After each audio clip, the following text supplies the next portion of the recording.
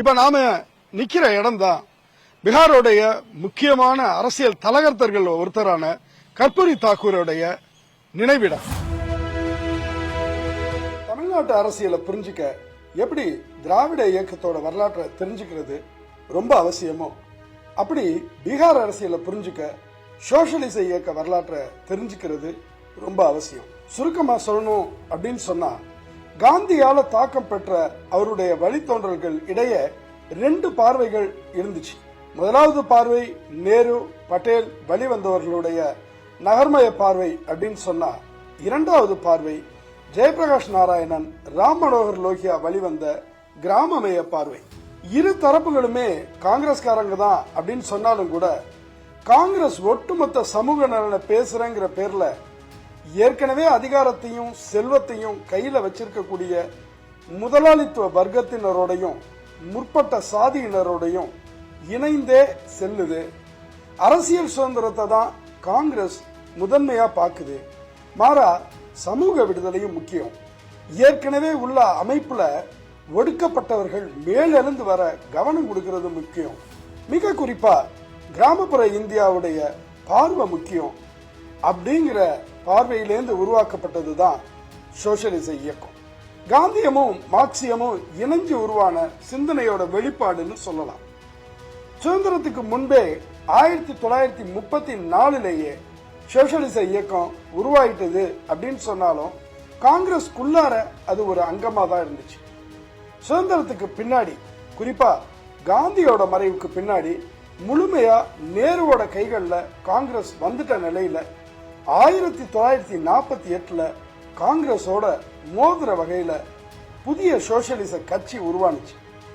சுவாரஸ்யமான ஒரு விஷயம் என்னன்னா, 1951 நடந்த சுதந்திர இந்தியாவோட முதல் மக்களவை தேர்தலில் காங்கிரசுக்கு அடுத்து அதிகமான வாக்குகளை பெற்றது சோசியலிஸ்ட் கட்சி தான். 10% ஓட்டுகளை அப்ப அவங்க பெற்றிருந்தாங்க.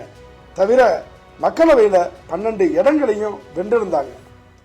ஆனா தலைவர்கள் இடையிலான கருத்து முரண்பாடுகளால பிரிகிறதும் சேர்றதும் திரும்ப பிரிகிறதும் தனி கட்சி தொடங்குறதும் இப்படியா சதஞ்சி சோசியலிஸ்ட் கட்சி காணாம போனுச்சு.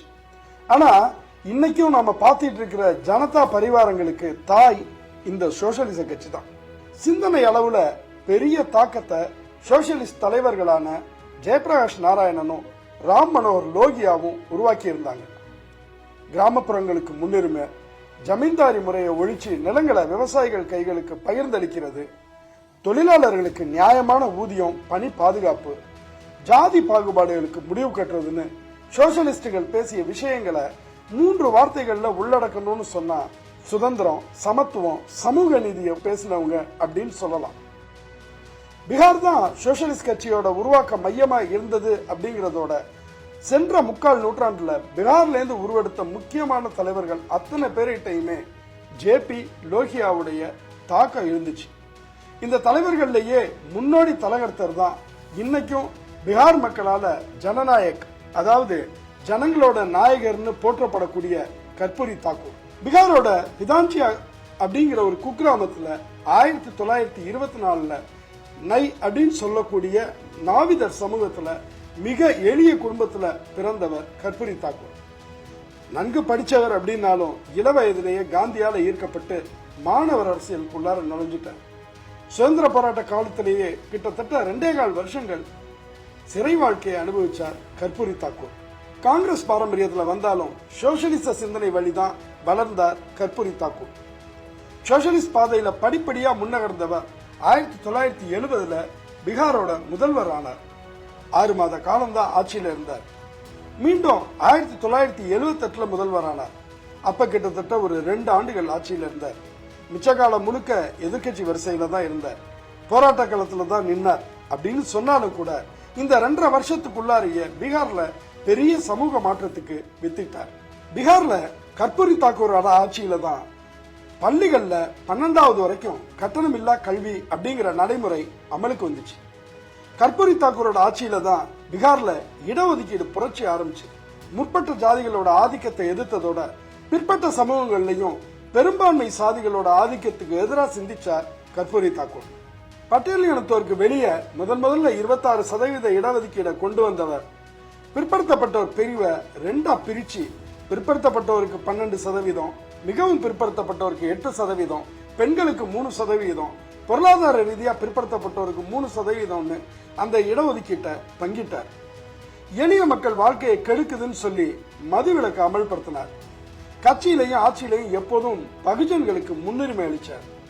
மத பெரும்பான்மை அரசியலுக்கும் ஜாதி ஆதிக்க அரசியலுக்கும் எப்போதும் எதிராக நின்னார். தனிப்பட்ட வகையில கடைசி வரைக்கும் எளிய வாழ்க்கையை தான் வாழ்ந்தார். தனிப்பட்ட செல்வம் ஏதோ இல்லை.